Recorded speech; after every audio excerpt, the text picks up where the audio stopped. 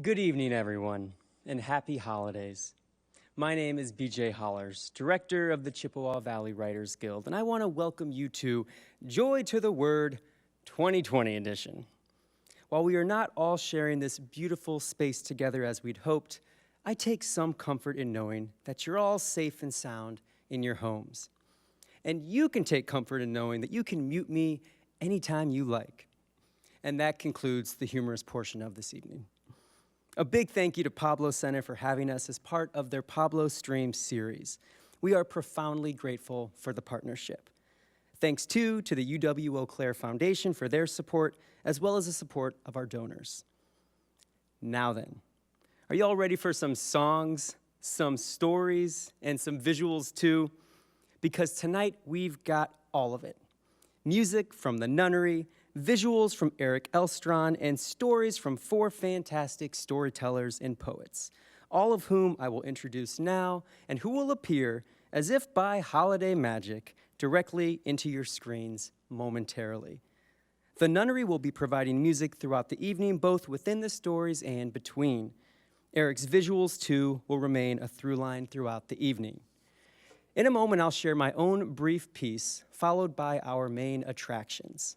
The Nunnery, Sarah Jane Johnson, Dang Yang, Kaya Simon, and Max Garland. And now, to kick things off, so get those mute buttons ready, me. It's called Have Yourself a Merry Big Christmas. 'Twas 2 months before Christmas, and all through the house, not a creature was stirring, because they were all momentarily blinded by the wattage from our Christmas tree. Yes, you heard that right. Our Christmas tree came 2 months early this year.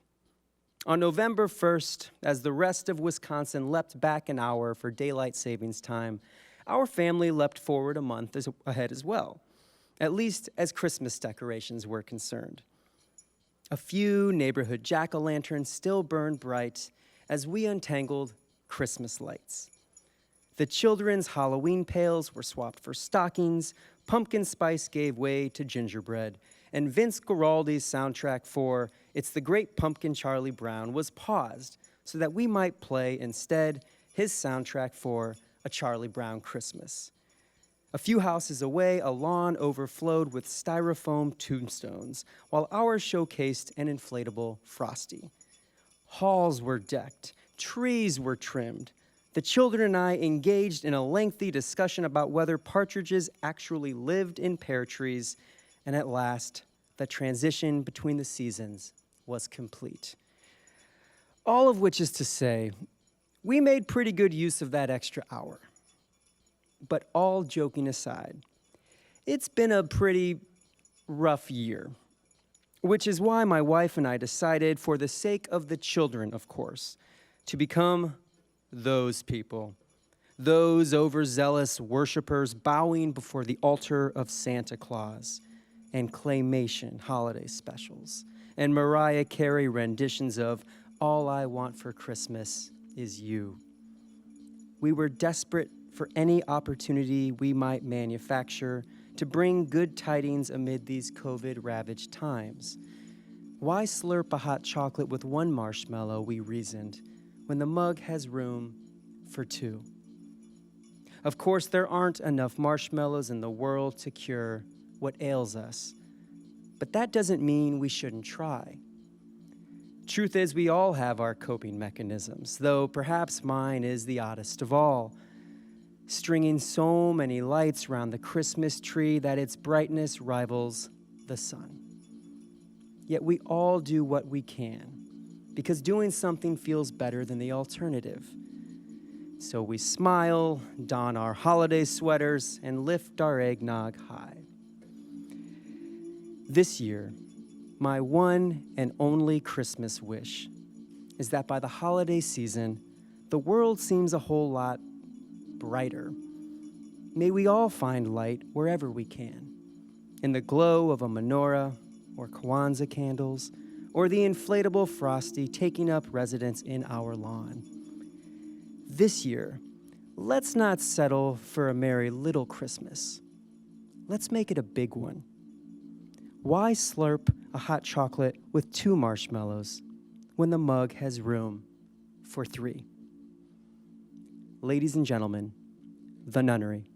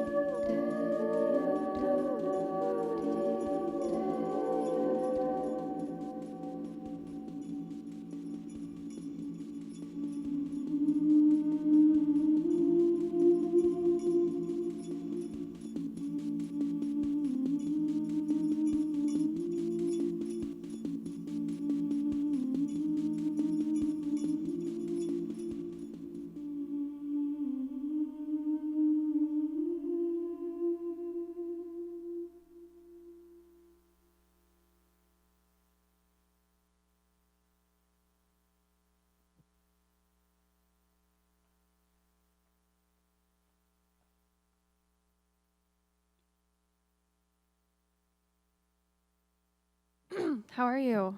Can't hear you. It's just a joke.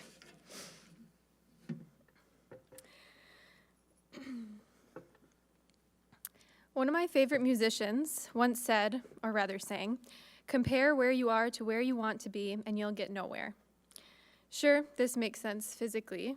I can compare standing here performing for a bunch of empty seats to performing in Carnegie Hall, but ultimately here I am inside your computer screen where you can boo at me all you want, and I can't hear you. I've been at a crossroad in my life a number of times. Do I stay at a job I dislike just to make more money? Do I pursue what I love with no guaranteed success? Do I let the creep from my college communications class take me on a date? It is always easier to go nowhere. That's just a fact. The easiest thing any of us could ever do is find comfort in the complacency we allow ourselves to sit somberly in. But what if we remind ourselves that the ground below tends to seem much closer in retrospect? What if we trust that a metaphorical or physical leap, regardless of the outcome, will serve its purpose? What if we jump? When I was 7 or 8, we had an intense snowfall in my hometown. Our backyard was a sea of white mounds that to an elementary schooler seemed like a frozen cornfield, beautifully intimidating and begging to be explored. The snow was so high it practically covered our porch windows, naturally. The only solution to my slightly unhinged father was to insist we all jump off the roof into the white abyss below. Before anyone calls Child Protective Services, I want to remind you that I am clearly here and physically fine. Also, it's possible my mom called them that day herself, so the jury's still out on that. Now, when I say we jumped off our roof, it seems imperative that I tell you what we actually jumped off of was our Four Seasons porch rooftop, which is only about 12 feet off the ground. Still impressive, do not get me wrong, but far less fatal. To access this rooftop, one must first remove the screen from our upstairs bathroom and crawl out the window. It's entirely possible that we used a ladder that day, but the image of 2 red-faced girls trying to stuff their puffy bodies out of a second-story window is far greater to imagine. I can still remember standing on the edge of the rooftop as my sister leapt down into the snow, laughing like the maniac she is. My sister is far more fearless than I am, and I say that admirably. She is much more fun to go to Disney World with. I max out at Big Thunder Mountain. "Come on, Sarah," my dad yelled from below. "You can do it, just jump." My dad has always had a loud projecting voice that serves an oddly comforting purpose. He has lovingly coaxed me into going down water slides and, as mentioned before, theme park rides by saying, "You'll be fine. Have I relied to you before?" Which, to be fair, he hasn't, at least not that I know of.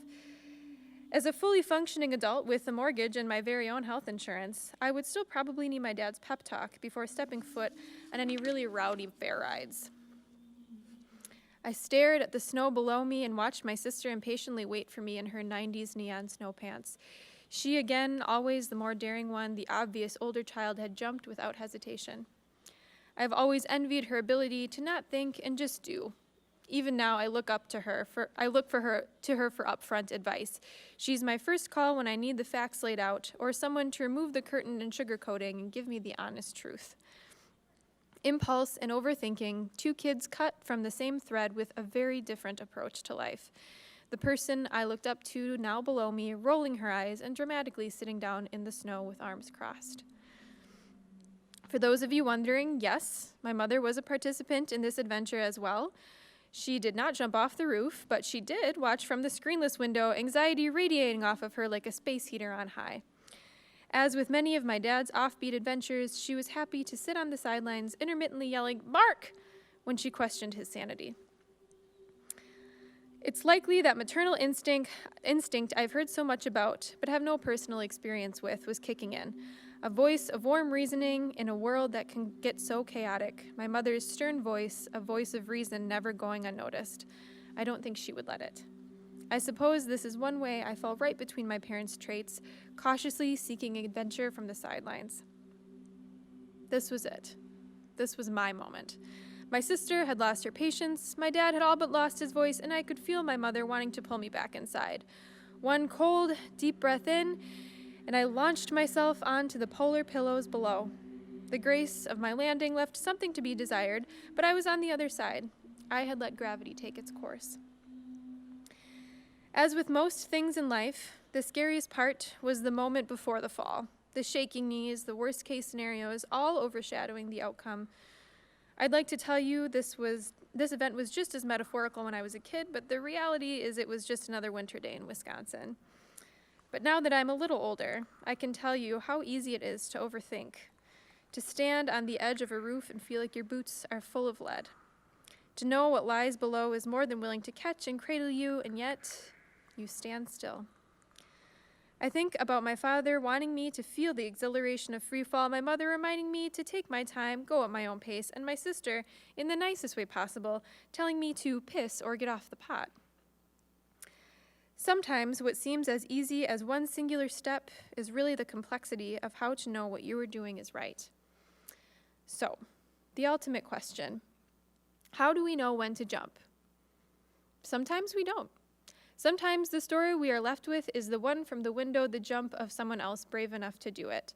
Sometimes the ground below isn't as soft as we're left with broken bones, broken hearts, and mothers standing over us yelling, "I knew this would happen." But sometimes, a lot of the time, life gives us a parachute. We leave our job, we pursue our dreams, and in my case, we marry the creepy guy from our communications class. We realize that with each small yet scary step, we get a little bit closer to that true self, that inner joy that we are so starved for. So don't compare where you are to where you want to be. Just leave the roof when you're ready. Thank you.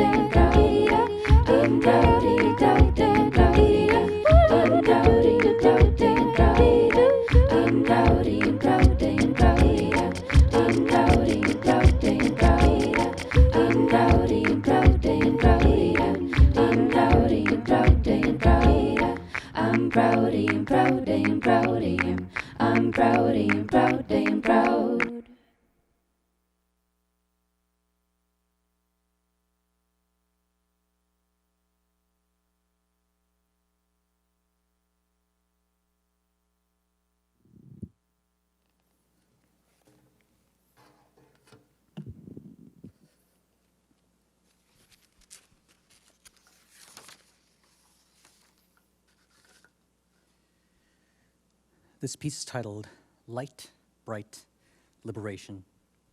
It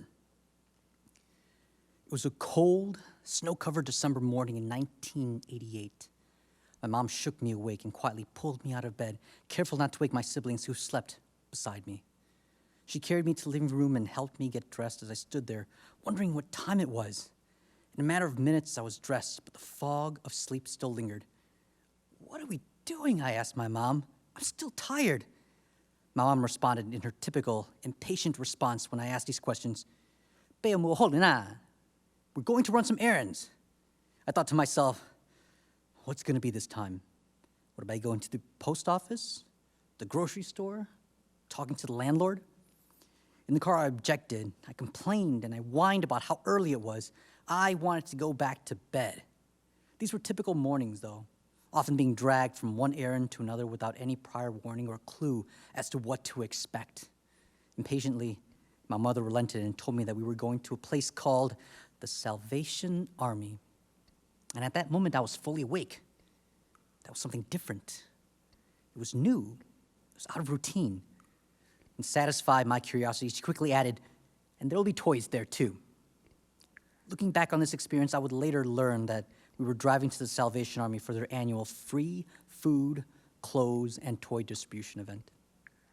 I would be helping my mother pick up a box of donated food and helping to select from donated winter clothes for the family. But I had another job as well, to serve as my mom's English translator. I was 5 years old. After parking the van, we made our way to the line which stretched along the block. We stood in the cold for what felt like 15, 30, 45 minutes, watching our breath freeze. Shivering alongside my mother, I stared down at my feet, wishing I had worn my winter boots instead of my black high-top sneakers, which were already falling apart. But my thoughts quickly drifted from my discomfort to the toys my mother mentioned. What toys are they going to have? I thought to myself. Would I get to keep any of those toys? This annual event at the Salvation Army was always so very busy, and this day was no exception. We waited our turn in line, outside, in the cold for others to exit before at last getting our turn. When we finally approached the door, the people in front of us reached into their pockets and pulled out a series of papers entitling them to the free food, clothes, and toys found inside. Within moments, my mom would be asked to face the same indignities as she pulled out her papers that outlined my family's proof of income, proof of residency, and her photo ID. As I grew older, I would lose count of the number of times my family and I have had to prove we were poor. As my mom reached into her purse to retrieve those forms, I caught a glimpse of the colorful food stamp coupons scattered within. The brown ones were stamped with a big number 1. The purple ones were stamped with 5, and the green ones were stamped with 10. And every once in a while, on a very rare occasion, if I was lucky, I would find a blue $20 food stamp, the most valuable of all. Even at 5 years old, I knew what food stamps were. I somehow understood that you exchanged food stamps for food at the grocery store. And at that age, I could already distinguish between the brand of cheese that we were allowed to buy, what brand of cereal we could select, and of course, it was never the cereal with marshmallows, or heaven forbid, the cereal with the toys in the box. I have flashes of memories of when I was much younger, and I used to pull the food stamps out of my mom's purse just to smell it, and I used to wonder to myself, is this how rich people smell like because they have so much money? As we entered the building of the Salvation Army, I immediately realized why the line outside was so long. The building wasn't very big inside at all. In fact, the building opened to a small community meeting room, adjacent to a small gymnasium, just big enough for part of a basketball court. The gymnasium was split up into 3 different sections, one for clothing, one for food, and one for toys. My eyes immediately diverted to the toys section, which was located in the complete opposite end of where we entered. We were quickly handed black garbage bags and directed to the table of winter clothes. My mom immediately got to work, sifting through the tables and boxes filled with donated boots, jackets, sweaters, gloves, and hats, and stuffed them into the garbage bag. My mother would hold up shirts and sweaters and press them up against my body for measurement, asking herself and Mong if that particular top would fit one of my brothers. I would nod in agreement, but my attention was towards the last few tables which held a treasure trove of toys. My eyes diverted from one toy to the next. Each time a new toy caught my attention, visions of playing with that toy danced around in my head. There was a plastic toy airplane. I could pretend to be a pilot. There were large construction trucks with movable arms. Maybe I could dig up sand and build a wall. There were large teddy bears that lit up and spoke if you squeezed them in just the right spot. Toy clocks that made farm noises if you pulled a lever. Moo, I could hear. And bins full of action figures. As we moved through the line, volunteers wearing colorful holiday sweaters with yellow name tags would point to items on the tables. They would kindly look at my mom and they'd ask us questions like, what size clothes do your children wear? Can I help you pick anything out? How many boys do you have in your family? How many girls do you have?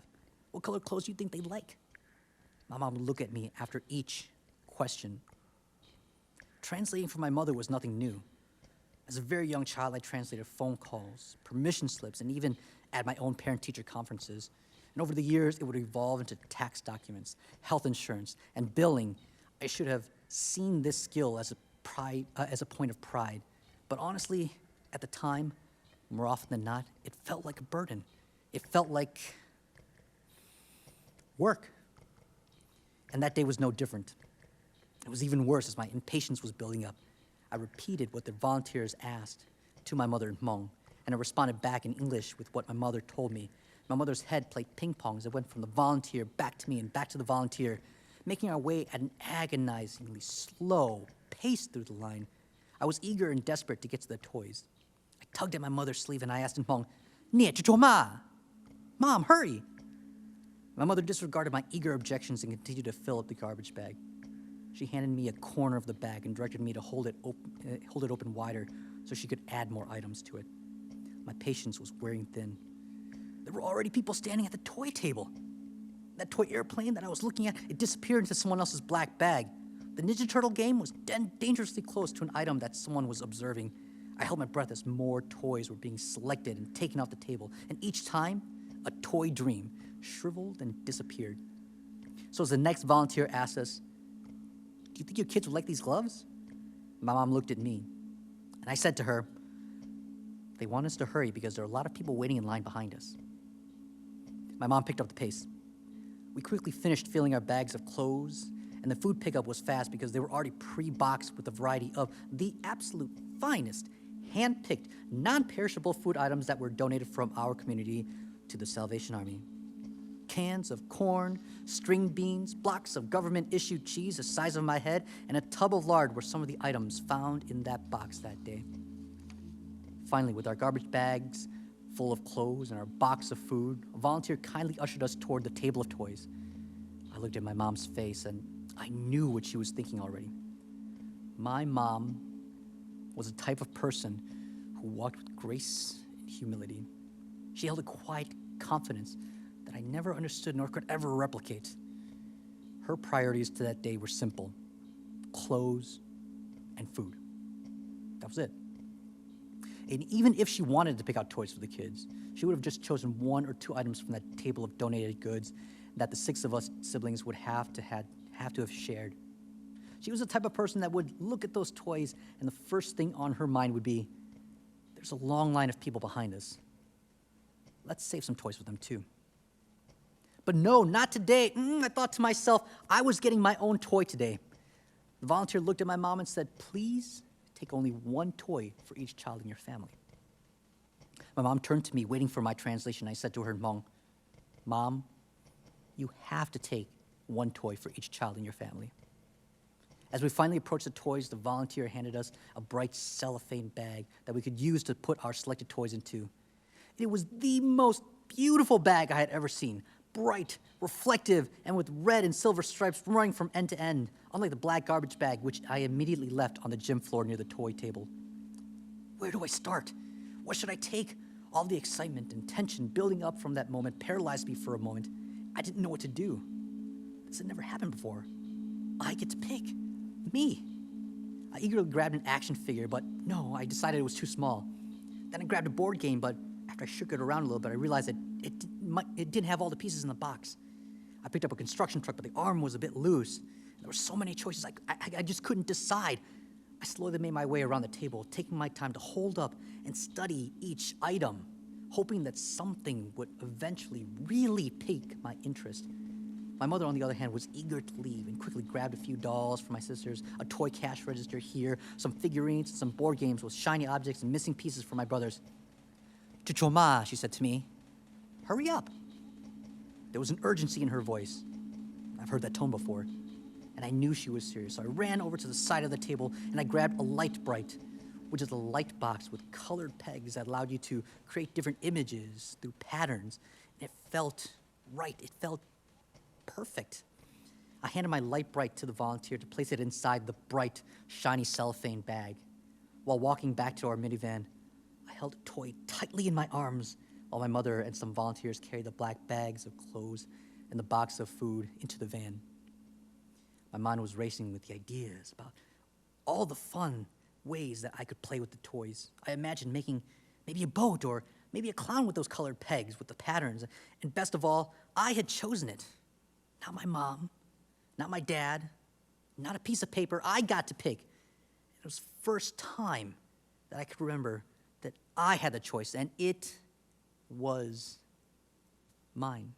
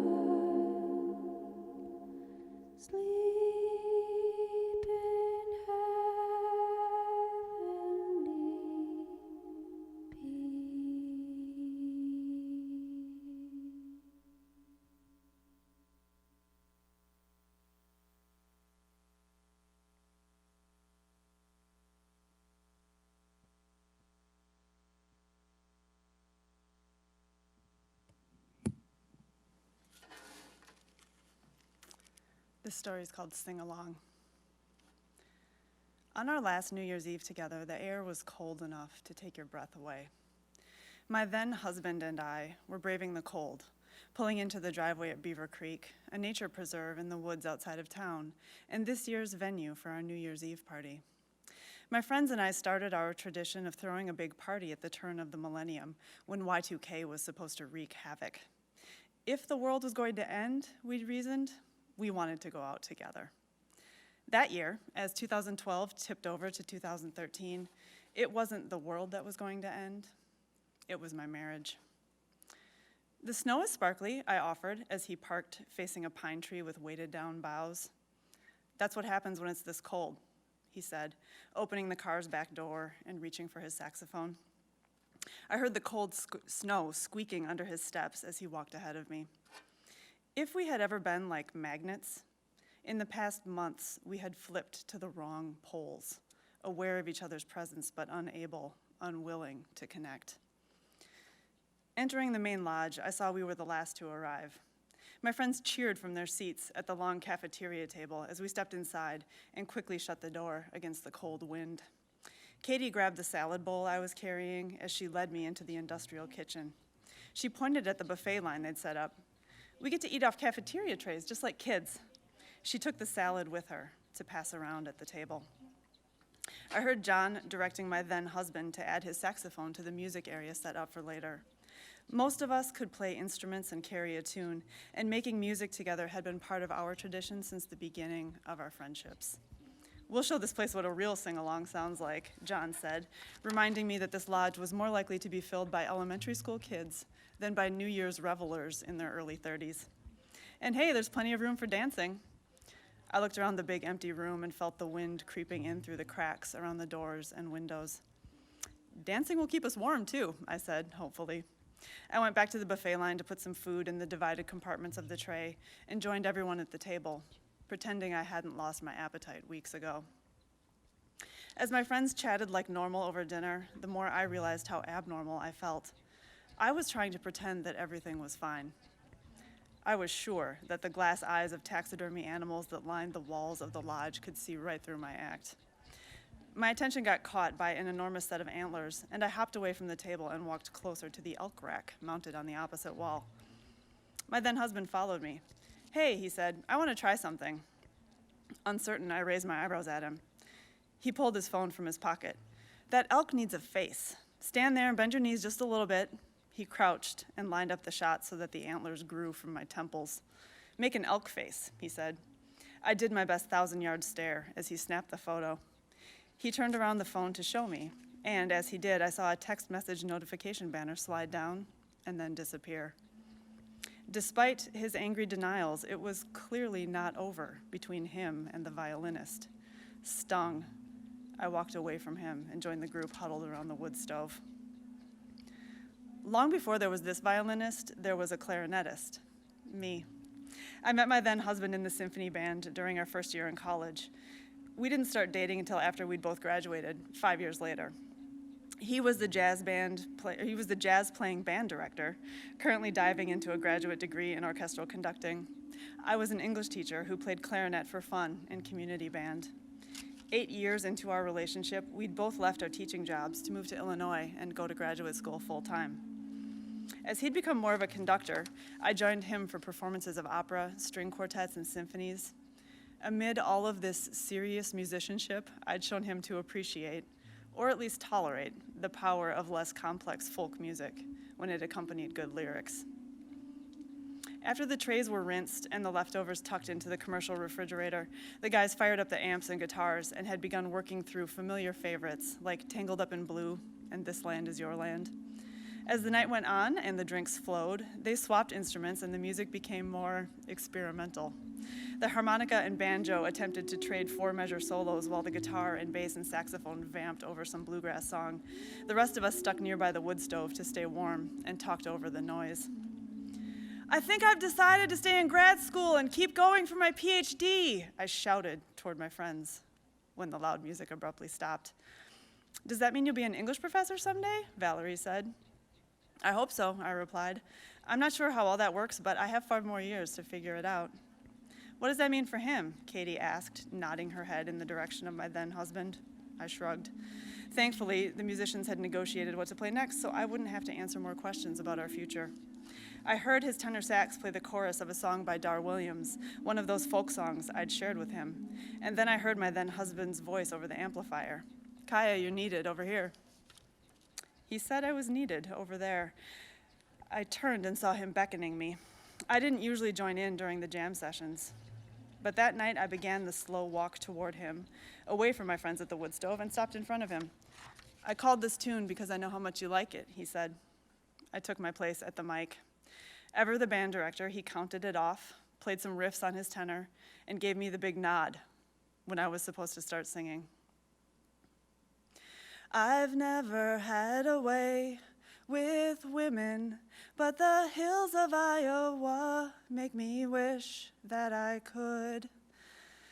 And I've never found a way to say I love you, but if the chance came by, oh, I would. My heart tripped a little on that line. If I found a way to say I love you. The song seemed like the chance that came by, a chance that we both took, and it still wasn't going to save our marriage. I kept singing, past the lump in my throat, past my tender self bundled against the cold. I sang all of the verses as the band kept up the chord changes and he improvised in the gaps between lyrics. I sang my heart out to that elk mounted on the opposite wall, sang to my younger self who had learned this song before she'd even been on a date with the man she would marry. She couldn't have imagined herself this New Year's Eve belting it into the microphone to the empty lodge at Beaver Creek Reserve, a love song to herself and her falling apart marriage. The song ended. Choked up, I turned to my then husband. Our eyes caught each other. Nice job, he said. And the guitar player called out, do you guys think we could do The Middle by Jimmy Eat World? And I walked back to join the group by the wood stove. 3 songs later, Joe noticed that midnight was close and shouted that we should get ready to count down. Brian passed around plastic champagne flutes, while John found an official countdown clock on his phone. My then husband and I stood next to each other in the circle, not touching. Midnight struck. Everyone cheered. The other couples kissed, but we did not. Happy New Year, he mumbled to the center of the circle, and I half smiled ruefully. Of course, we would not have a Happy New Year, or a happy anything together, really. What we would have were the years, all of the for better and the for worse, and that last song we shared, that cold winter night, as sparkly snowflakes floated in the frigid air.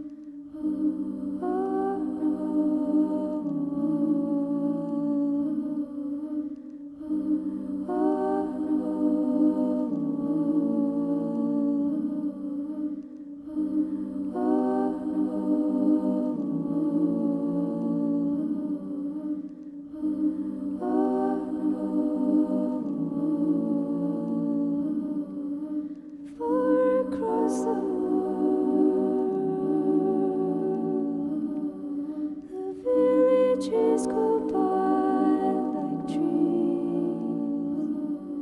The rivers and the hills, the forest and the trees.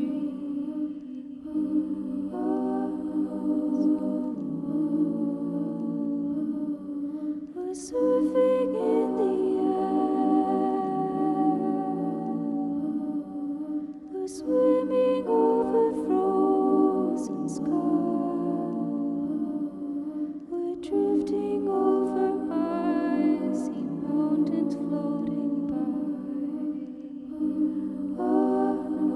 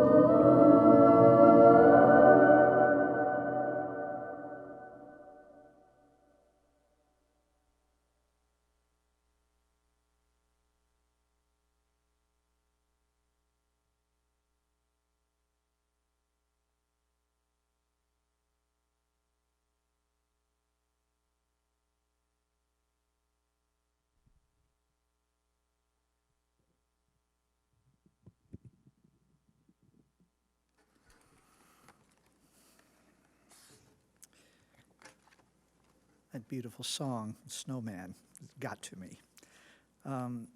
Kids, I was thinking of the first story that we heard, Sarah's story, and it also brought back my own memory that kids, they know that snow has power, and they learn it will even catch you. You can even build a person out of it, a temporary one. This is a poem about that belief, that discovery when I was young, for a Johnson County snowfall. I'd settled for a paradise like this that kept falling apart and regathering, that slowed time, faltered and hung like the weight of grace on the houses. I'd settle for a paradise that folded like a white book over the scrawl of underbrush and twigs, that simplified the landscape, absolving the roads of destination. A few birds tag along in a rich gray wind. The trees are paired to a minimal faith. Isn't there already a place where blessing and snow or the same word? I'd settle for such a paradise that you could gather by the handful, though it might soon begin to burn with the same cold knack the winter stars have. I'd settle for a paradise that could be fashioned into a man, however temporary or comical. A cocked hat, a pair of ordinary stones for his eyes. A paradise that nevertheless could spread its spindly arms as wide as the night was bitter, as the wind was ice, and whirled and swept and sang like a blade.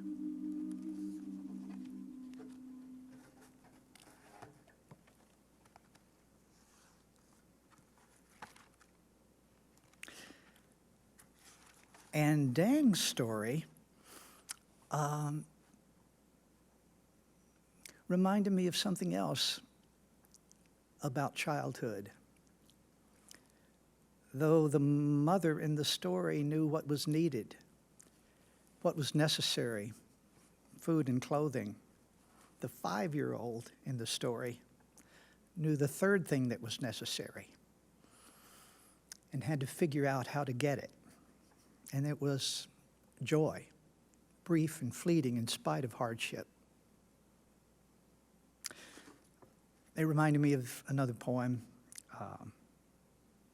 It's called The Best Things in Life Are the Most Expensive.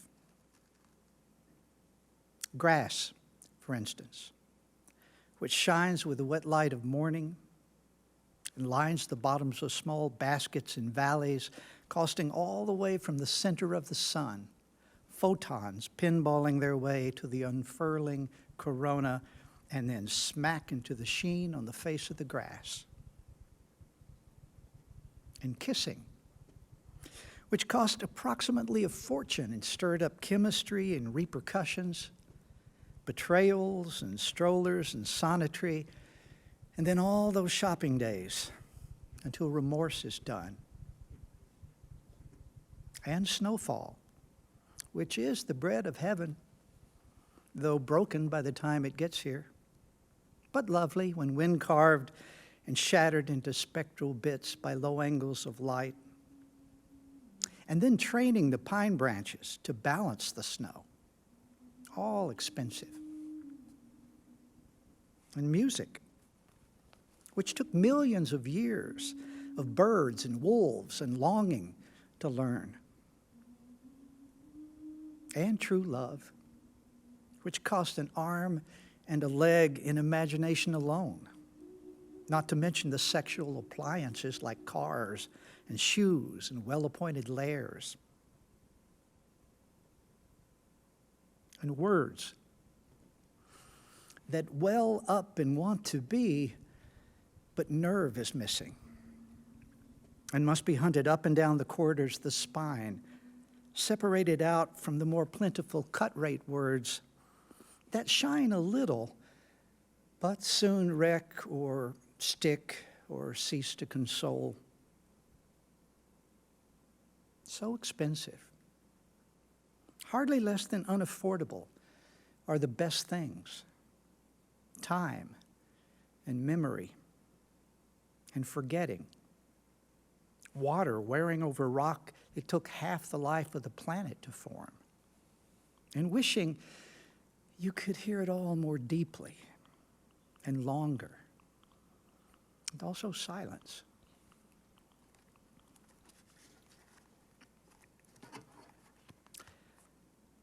And finally,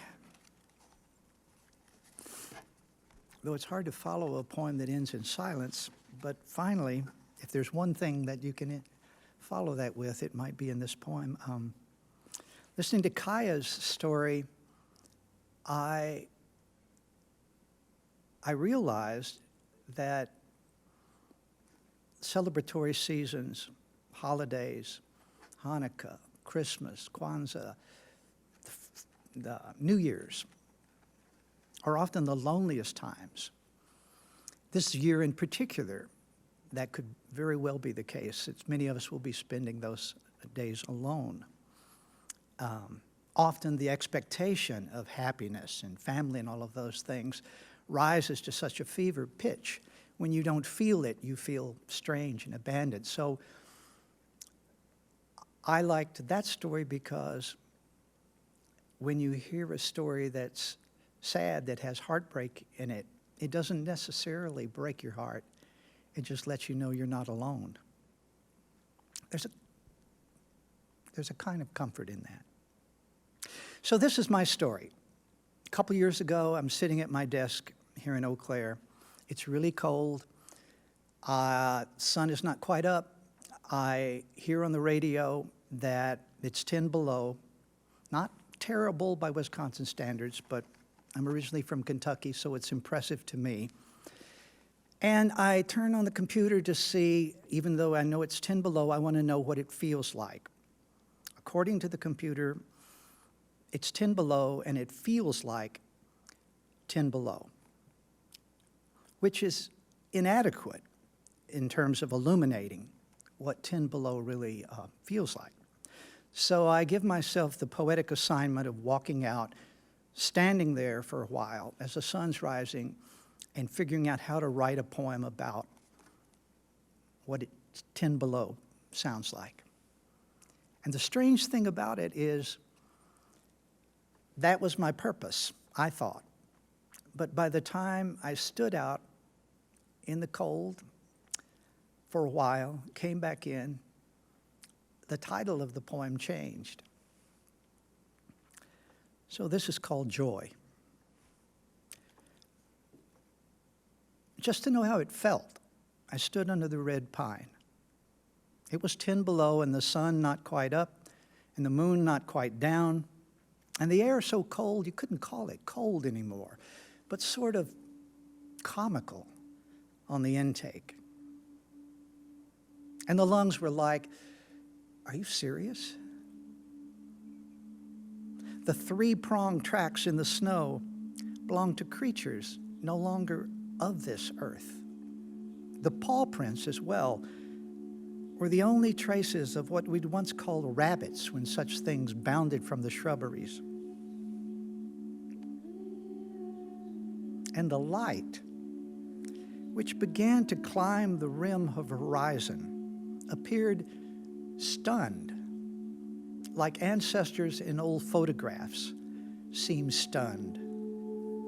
You look at them in their suspenders, austerity of their faces, as if they knew, even then, in the minute's wait for the shutter to close, they were goners. As if they knew the reason for the picture was time without pity.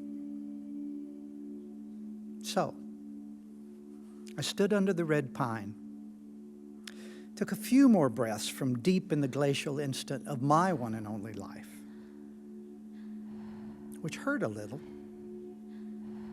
like joy, by which I mean the edge of joy, where it sharpens itself for the work it has to do.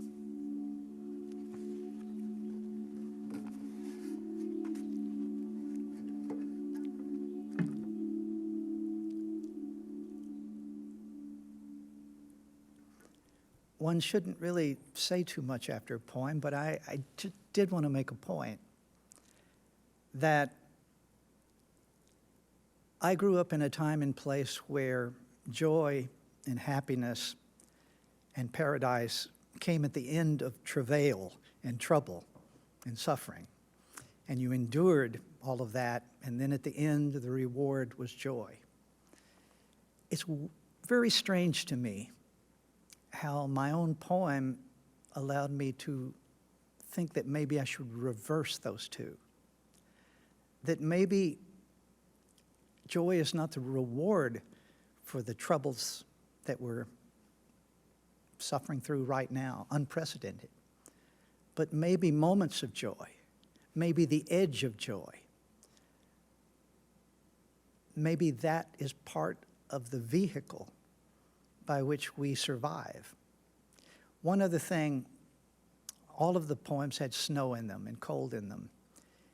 And I think kids know, they don't know the molecular structure of snow, but they know that it has power.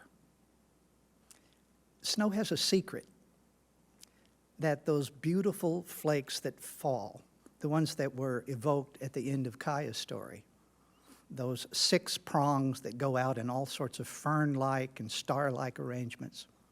They form around grit. They form around dirt, dust, even a microbe, even a grain of pollen. In other words, the snow needs something to grab onto. And I think we don't have too much snow here. But when I see snow falling, I try to remember that now. That the grit, the piece of dust, that the beautiful flake, the miraculous flake, has formed around in order to fall. There's something about that grit coming back to earth from where it came. There's something about grit that the contemplation of brings me a little bit of joy. And if we ever needed something right now, We need heroes. We need the people who are blocks away from here right now, helping people, trying to help people survive. But we also need moments of grit. We also need words, kindness, perseverance, and that's where beauty comes from, I suppose. I don't know. At least that's what my poem was telling me. Thank you.